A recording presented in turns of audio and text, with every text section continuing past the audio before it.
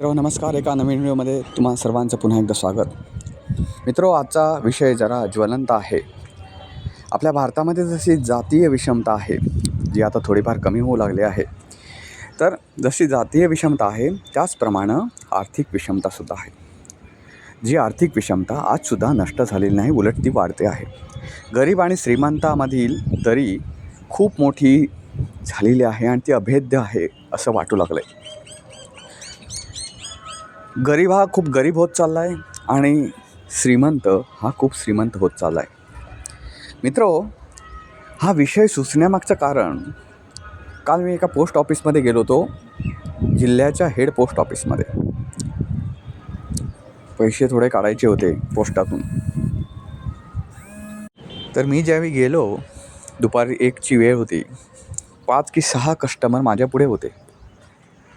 तुम्हाला खोटं वाटेल मित्रांनो, 5 ते 6 कस्टमर असताना मला माझा नंबर लागला 3 वाजता.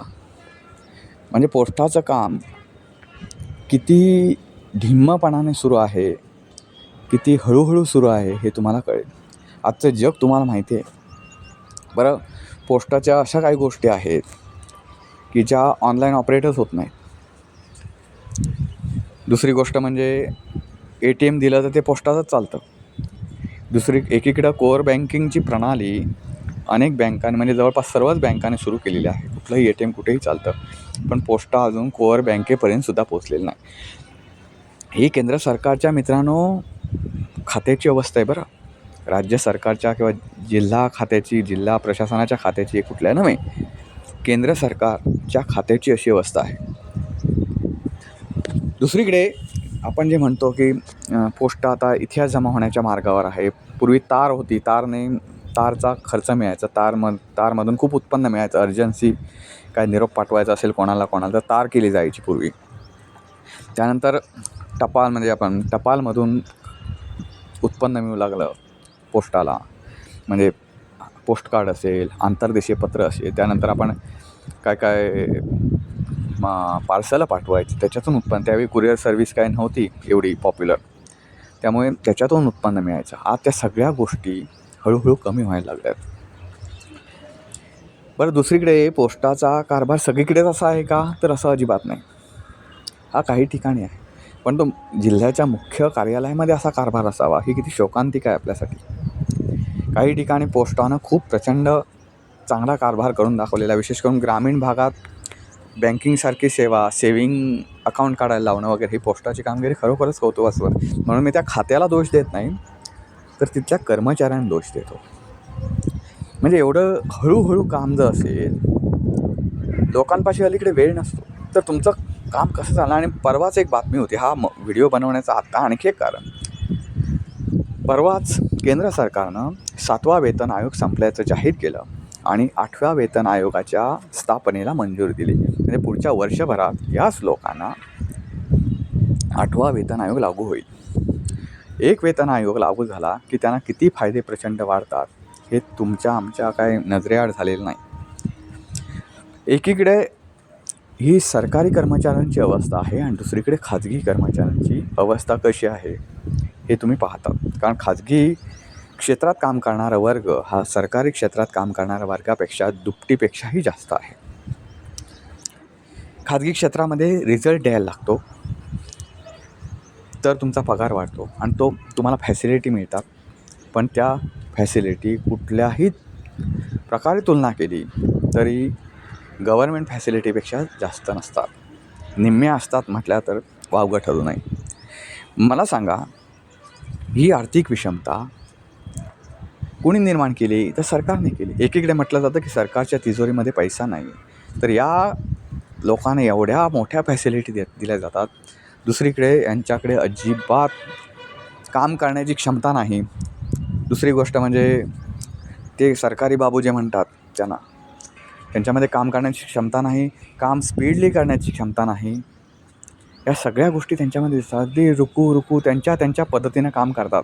म्हणजे तुम्हाला सांगू का, कामचोरपणाची हद्द म्हणजे कधी त्यांनी 2 मिनिटापूर्वी पाणी प्यायला असलं तर त्यांना काम कमी करायचं असतं म्हणून ते आणि परत पाण्याचा ओढ घ्यायलाही कमी करत नाहीत. अशी आम्हाला आलेले अनुभव आहेत. हे माझे एकट्याचे अनुभव नाही मित्रांनो. आता तुम्ही म्हणाच, आता ह्या सरकारी कर्मचाऱ्यांचा नेहमीचा प्रश्न असा असतो की आम्हाला खूप काम असतं, आम्हाला अशा फॅसिलिटी मिळत नाहीत, मग त्या फॅसिलिटीच्या आंदोलनं होतात वगैरे वगैरे. या सरकारी बाबूंनी कधीतरी विचार केला पाहिजे की समाजात कितीतरी वर्ग असा आहे की ज्याला तुमच्या निम्म्यापेक्षा नाही पाव तुमच्या 4 हिस्से जर पाडले तुमच्या पगाराचे, तुम्हाला फॅसिलिटीचे, तर एक हिस्सासुद्धा गरीब वर्गाला मिळत नाही, तरीसुद्धा तो जगतो आहे. आणि तुम्ही सरकारी कर्मचारी झाला आणि हे जनतेला विचारणार, तुम्ही आम्हाला सांगणारे कोण वगैरे वगैरे वगैरे. मित्रांनो, या सरकारी बाबूंना एकदा सांगितलं पाहिजे की जो सर्वसामान्य किंवा श्रीमंत जे सगळे लोक खाजगी क्षेत्रातले आहेत किंवा कुठले, भारतीय जनता जेव्हा कर भरते तेव्हा तुम्हाला या फॅसिलिटी मिळतात. या गोष्टी त्यांना ठसवून देण्याची कुठेतरी गरज आहे. तर मित्रांनो, तुम्हाला मी कराचा विषय निघाला म्हणून सांगतो. आपण 3 दिवस महिनाभर काम करतो, आपल्याला पगार मिळतो. महिनाभर काम केल्यानंतर त्या पगारावर सुद्धा प्रोफेशनल टॅक्स लागतो, ₹200. ओके, तो कमीत कमी ₹200 त्यांच्या पगारानुसार तो लागतो. पगार घेतल्यावर कर भरायला लागतो. तुम्ही मोबाईल विकत घेतला, कर भरता. तुम्ही रिचार्ज केलं, त्याच्यावर कर भरता. तुम्ही डेटा घेतला, कर भरतो. घर घेतलं, कर भरतो. वीज घेतली, कर भरला. TV फ्रीज घेतला, कर भरला. गाडी घेतली, कर भरला. पेट्रोल घेतलं तरीसुद्धा कर भरला. तुमची सेवा पूर्ण झाली, तुम्ही रिटायर झाले तरी कर भरला. गाडी रस्त्यावर चालवली, टोल भरला. नंतर चालक परवाना घेतला, त्याच्यावरसुद्धा कर भरला. रेस्टॉरंटमध्ये जेवण जेवलात, कर भरला. रेशन खरेदी केलेत, कर भरला. कपडे विकत घेतले, त्याच्यावरसुद्धा कर. शूज विकत घेतले तरी त्याच्यावरसुद्धा कर. तुम्ही औषधं विकत घेतली तरी त्याच्यावर कर आहे, आणि गॅस विकत घेतला तरीही त्याच्यावर कर आहे. त्याच्यातलं एक हाईट म्हणून तुम्हाला सांगतो मित्रांनो, तुम्ही जे लाईट बिल भरता त्या लाईट बिल कधीतरी सूक्ष्म बघा. मूळ लाईट बिल जे असतं ना, त्याच्या जे मूळ लाईट बिलच तुम्हाला दिलं गेलं ना, तर तुमचं लाईट बिल निम्म्यावर येऊ शकतं. पण तुमच्यावर करच एवढे लादलेले आहे त्याच्यामध्ये, स्थिर आकार, वीज बंद, इंधन आकार, याम आकार, त्याम आकार, असे एवढे कर लादलेले आहेत की त्याच्यामुळे तुमचं लाईट बिल फुगलेलं असं येतं. मित्रांनो, या सगळे कर आपण भरतो म्हणून या सरकारी कर्मचाऱ्यांना, सरकारी बाबूंना पगार मिळतो, चांगल्या फॅसिलिटी मिळतात. आणि तेच आपल्याला विचारतात की आम्हाला फॅसिलिटी म्हणजे तुम्ही का जळताय आमच्या फॅसिलिटीमध्ये? जळताय का म्हणजे आमचा पैसा घेणार सरकार आणि तुम्हाला आम्ही जळू नये तर काय आनंदात राहावं? मित्रांनो, या आर्थिक विषमतेवर कधीतरी कोणीतरी चर्चा करणं गरजेचं आहे. कारण जनतेचा पैसा हा भ्रष्टाचारात जातो, श्रीमंतांना कर्जमाफी करण्यात जातो, विजय मल्ल्यांसारख्या फरार लोकांच्या दिमतीसाठी जातो, स्विस बँकांमध्ये जातो, नेत्यांच्या बंगल्यामध्ये असतो, दडपलेला तो गाड्यांमध्ये असतो, आणि सामान्य लोक मात्र डोकेदुखी बंद व्हायला झंडूबाम वापरतो. मित्रांनो, आपण ज्या देशात राहतो त्या देशावर राज्य करणारे असतील किंवा हे सरकारी बाबू असतील, हे खरोखर देशाचे सेवक आहेत, देशाचे नोकर आहेत की देशाचे मालक आहेत.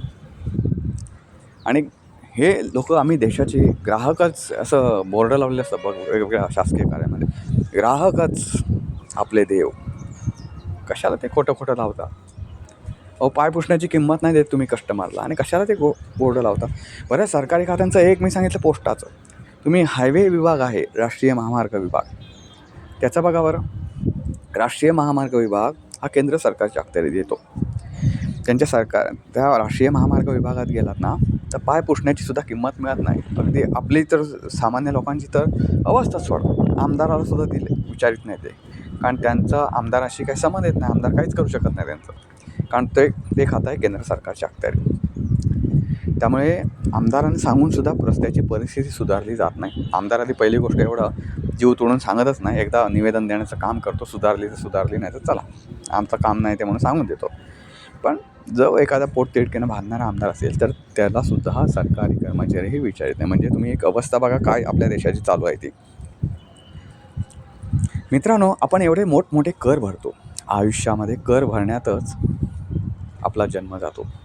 आपल्याला काय सुविधा मिळतात हो आपण कर भरतो तर? आपल्याला सामाजिक सुरक्षा नाही. महाराष्ट्रातली कायदेशीर कायद्याची सुव्यवस्था कशी ढासळलेली आहे तुम्ही बघताय. म्हणजे तुमचा जीव धोक्यात आहे. आणि मला सांगा, तुमचा जीव जर धोक्यात असेल तर आपण ज्या यंत्रणेकडे सुरक्षा मागतो, माझा जीव वाचवा म्हणून टाहो फोडतो, ती यंत्रणा गाफील राहते. ती यंत्रणा तुम्हाला सुरक्षा पुरवत नसेल तर तुम्ही या यंत्रणेविरुद्ध लढणार कुठे? आणि यंत्रणेविरुद्ध लढणार की तुम्हाला जे मारायला टपलेले आहेत त्यांच्याविरुद्ध लढणार? म्हणजे समोर मृत्यू दिसतोय प्रत्येकाच्या. अशी आज महाराष्ट्राची कायद्याची भिंडवडे निघालेले आहेत.